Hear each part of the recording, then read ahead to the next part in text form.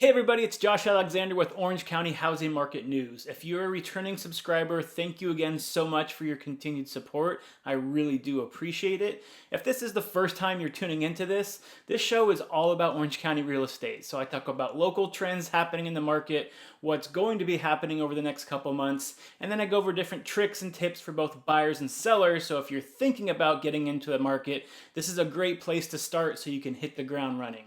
On today's episode, I'm going to be discussing one of the most common problems that I see pop up in escrow, especially over the last 12 months, and that is the appraisal coming in below what the buyer has offered to pay, and how that affects the transaction, as well as what both buyers and sellers can do to protect themselves. So if it does happen during escrow, you have the best chance of continuing through escrow, working it out, and ultimately closing the transaction. So let's go ahead and get into it.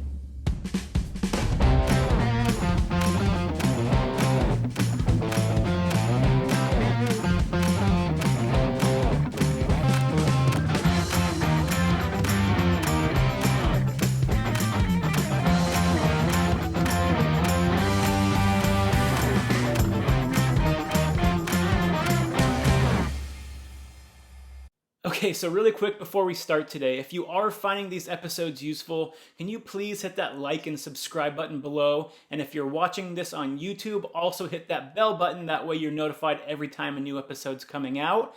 And if you're listening to this through podcast, if you would take 1 minute of your time just to give me an honest review of how I'm doing, I'd really appreciate it. Okay, so let's go ahead and get into appraisals. Okay, so really quick, just in case some of you are unfamiliar with what an appraisal is and why you need that when you're in escrow, I do want to go over that briefly. So an appraisal is typically needed on most homes when a buyer is trying to purchase it with a loan. And the reason it's needed is because the lender wants to make sure that they're lending you money based on the fair market value of the house. So they're going to send an appraiser into the property that you're trying to purchase. They're going to go through, take pictures, take measurements, and they're going to go back and look at comparable sales and come up with the value for the property. So it's a secondary check that lenders require to make sure that the value of the home is actually what you're offering to pay for it. Okay, so in a typical market, you never really saw too many issues with appraisals. So as long as you had a competent agent that knows the fair market value of the home and you were paying around the fair market value price for the home, typically the appraisal process was never really brought up more than once or twice during escrow, and it wasn't too big of an issue. However, in today's market, we're having a lot more issues with appraisals coming back at the value of what the buyer is offering to pay. And the reason being is that appreciation has been going so crazy over the last 12 months. And these bidding wars are happening still on more than 60% of homes on the market right now, that prices are being driven up way above market value. So we're having more and more issues with the appraisals coming back lower than what the buyer has offered to pay. So there's four main outcomes that you'll typically see when the appraisal comes back lower than what the buyer has offered to pay. So number one, the buyer is going to have to make up the difference between what the appraised value of the home is and what they offered to pay. So let's say you're trying to purchase a home that's $800,000. The appraiser goes out there, does their review, and says this home is only worth $775,000. That's a $25,000 gap between what the appraiser said and what you're offering to pay. So in option one, the buyer is going to have to come up with that $25,000 in cash because the lender will only approve a loan up to $775,000 because that's what the appraiser told them. So the buyer is going to have to figure out a way to come up with that cash. So option number two is the opposite of that happens, where the seller comes down to whatever the appraised value of the home is. So in this case, it was $800,000 that the buyer offered to pay. However, the appraisal came back at $775,000. And so the seller says, okay, I'll go ahead and move my price down to $775,000. We can both agree on that and we continue through escrow and there won't be any problem with the loan. In today's market, that almost never happens because it's such a competitive market. Typically, sellers are going to either be able to place their home back on the market and get other offers just as high as yours was, or they already already have backup offers waiting for you to drop out of escrow so they can purchase the property. So the seller typically has a lot of leverage in these circumstances, and we'll talk more about leverage in a little bit as well when it comes to how to mitigate some of this. But the seller typically has a lot of leverage in today's market because it is such a hot seller's market. So typically you don't see the seller coming all the way down to whatever the appraised value was unless there's very extreme circumstances. So option number 3, which is probably the most typical option I see in today's market, is there's going to be some kind of compromise between the seller and the buyer. So the buyer might come up some, the seller might go down some, and they're going to meet somewhere in the middle to make it work. They'll agree on a new price, let's say $795,000, because the buyer was able to come up with $20,000 cash. They just couldn't do $25,000, and they continue through escrow and everything's fine. Again, that's typically what I see happen in today's market, where there's some kind of compromise because both parties want the house to close. The seller doesn't want to have to put their house back on the market, start escrow over again. So they do have some incentive to try to work with the buyers. And again, with the buyers, they don't want to fall out of escrow because this might be the 10th, 11th, 12th offer they've placed on a home and they finally got accepted. They don't want to lose it. So again, they're trying to compromise and they both really want to continue to get through escrow. And if there's a way to make it work, this is where you usually find the common ground.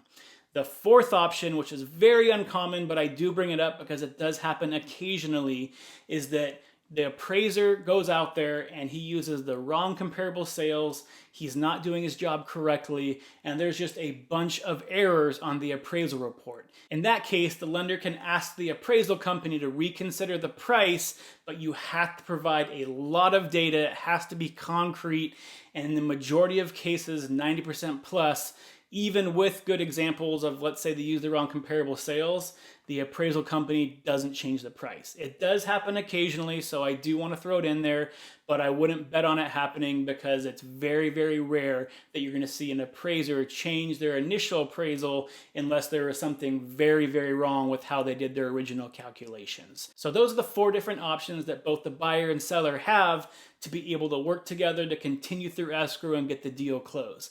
If one of those 4 options doesn't work, then typically that deal is going to fall apart.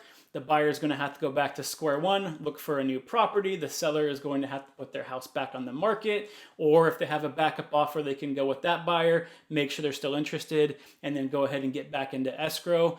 But either way, the deal typically falls apart. As long as the buyer has an appraisal contingency in place, however, they do get their deposit back, so they aren't out any money because of that. The only thing they do lose is 1, time, and 2, the fee for the appraisal. So typically, the appraisal process usually costs anywhere from $500 to $600, and that's going to typically be an upfront cost for the buyer. So that's something that once the service is performed, you're not going to get that money back. However, the buyer will typically get their deposit back that they put down at the very beginning of escrow, as long as they have that appraisal contingency in place. So now let's go ahead and talk about some of the things that both the buyers and sellers can do to really help mitigate as much risk as possible, just to make sure that if this does happen during escrow, that you're prepared for it and you're covering yourself as much as you can. So let's start with the buyer side first. Okay, so for buyers, I have 3 different strategies you can use to help protect yourself and mitigate some of that risk. So the first one has to do with how you write the contract when you're trying to purchase the home.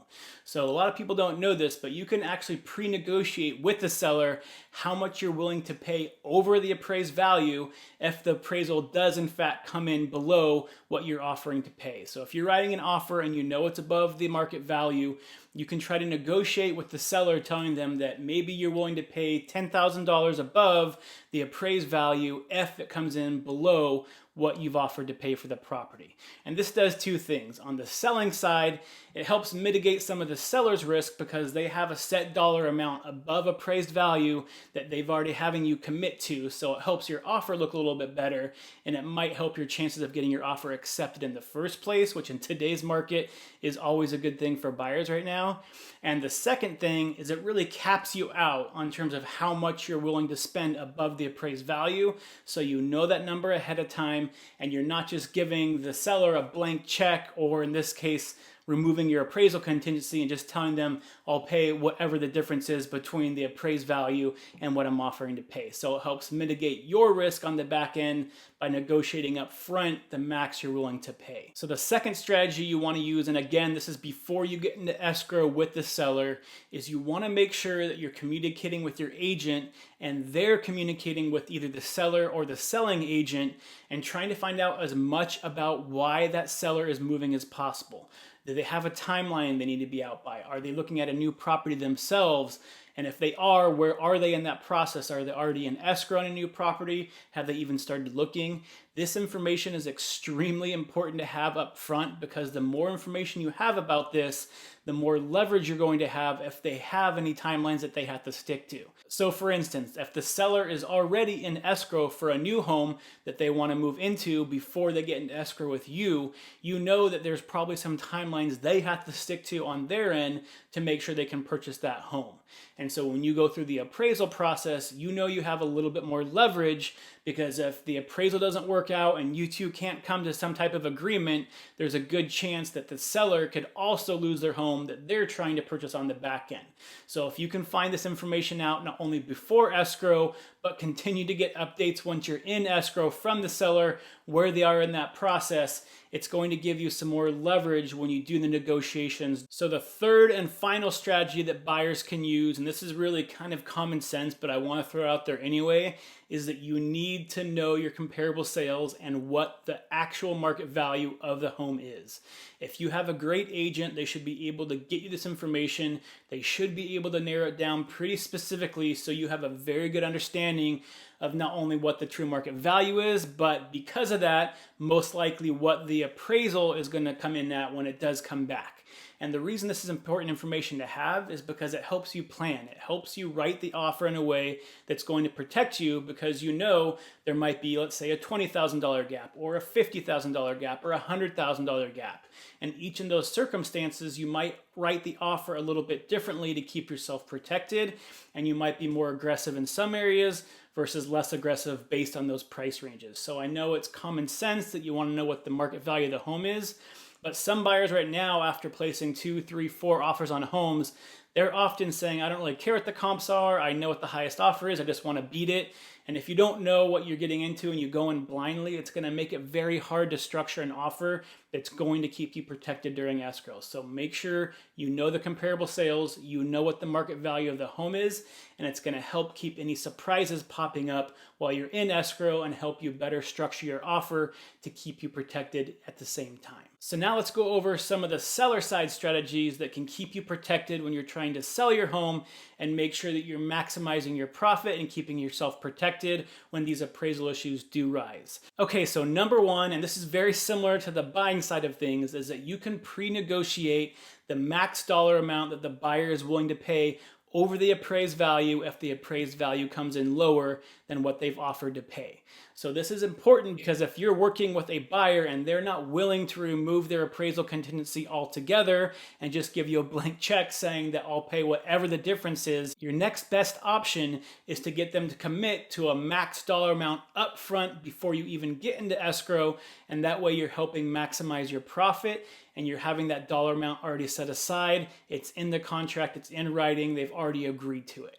Now, just because, let's say they agree to paying $10,000 over the appraised value, and let's say the difference between the appraised value and their offer price was $20,000, it doesn't mean you can't ask them to cover the whole difference. You can still ask them for that, and they might be willing to if they really like the house, but you're basically setting a minimum dollar amount that they're going to be covering, so that way you have a little bit more protection in case something does happen with the appraisal. Okay, so item number 2 for sellers is make sure that your house is show ready for the appraiser when they come in.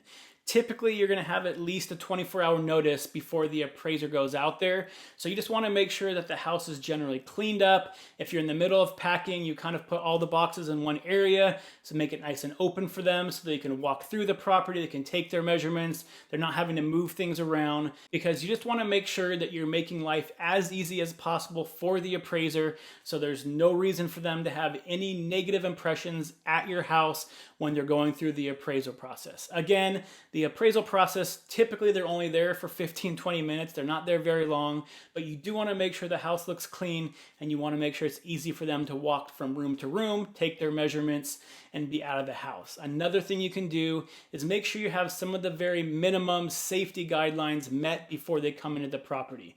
When appraisers go into the property, they have a set list of things they're looking for to make sure they're operational. So the two most common ones are going to be to make sure that you have the correct amount of smoke detectors and CO2 detectors around your house in the proper locations, and they're all working. And another one is to make sure if you have a water heater that it's double strapped to the wall in guidelines of earthquake code, because those are two things that appraisers are almost always going to look for. And if you don't have those, it's just going to cause issues for you. So you want to make sure that you're getting that stuff done ahead of time. I always recommend doing it when you're getting your house ready to be put on the market. That way it's ready to go. But if not, you want to make sure you do it within the first couple of days of opening escrow. That way you don't have to be scrambling around trying to figure out where things go and what needs to be done before the appraiser gets there last minute. So again, just like buyers, you want to make sure the appraiser has a great first impression of the property. They walk in, it looks clean, it smells clean, and you want to make sure that you're making their job as easy as possible so they don't have any negative thoughts in their head as they walk into your house and as they walk out of your house. Okay, so strategy number 3 is to make sure that before the appraiser comes, that you work with your agent and you basically come up with a list of any upgrades that you've done to the property that might increase the property value, especially those upgrades that might not be noticeable to the appraiser, because they're not going to be going through your walls and figuring out if you updated your plumbing or updated your AC ducting. You want to make sure that they know all the different things that you've done to your property to increase the property value, because what you'll want to do is get that list printed out and then hand it to the appraiser along with all the comparable sales that you and your agent used to price the property, so the appraiser has all the information possible to give your house the highest value as possible. So anything that you've done that's a major upgrade in the last 10 years, typically you want to write down. Any minor upgrades you've done in the last 3 years, typically you want to write down and come up with a list. If you know the dollar amount attached to that, you can put that too, because that shows the actual value that you put into the house.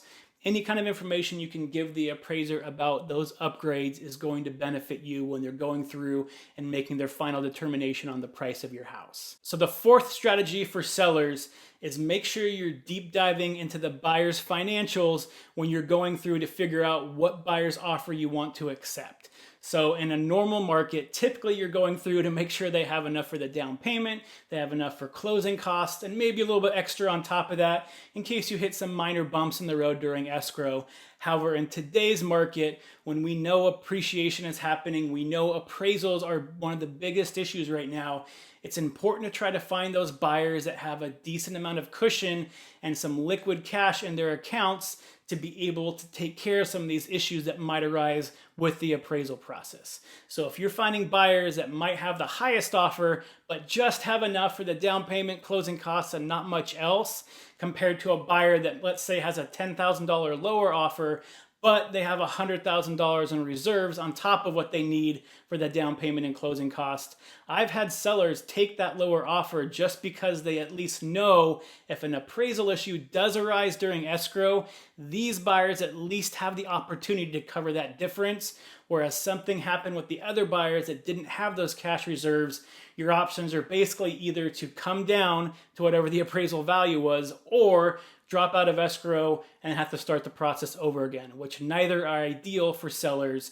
So it's important to take in all the financial information and make sure you're not only looking at the top dollar offer, but also how much risk you want to take with everything else that might come up during escrow. So it's important to make sure you're taking all that data into account before you decide on which buyer you want to go with. Okay, so the final strategy for sellers, and this kind of ties back to that last strategy I gave for buyers as well, is that you want to know if there's any timelines that your buyers have to stick to. Are they selling a house of their own and they need to be out of it by a certain time? Do they have a lease that expires and they need to be out of that house by a certain time?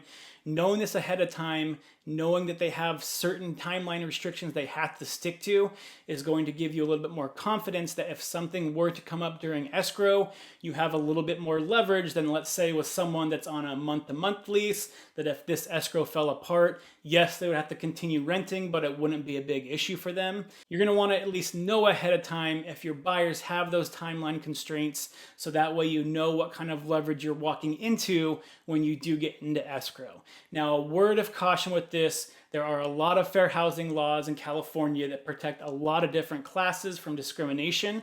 So you want to make sure that you are asking the right questions, talk to your agent, and make sure that you're not violating any of those fair housing laws, because especially before escrow, you're not going to be wanting to ask too many personal questions about the buyers, because it could get you into trouble. So all I have to say about that is consult with your agent, make sure you do it the right way.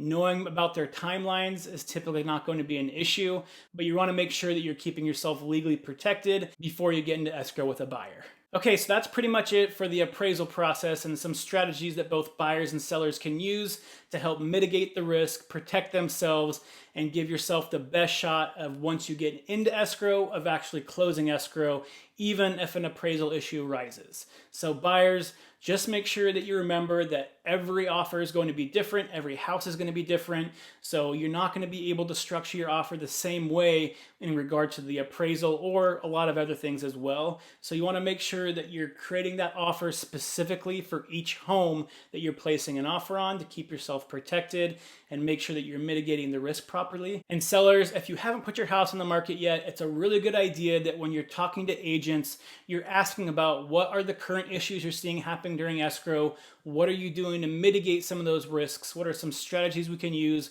What do I need to be looking for to make sure that when we're going through the process of trying to accept an offer and vetting these buyers, that we're giving ourselves as a seller the best shot of not only closing escrow, but closing escrow with the highest dollar amount possible. Again, if you're finding this information useful, please hit that like and subscribe button. If you think this information might be useful to some of your family and friends, please consider sharing it as well.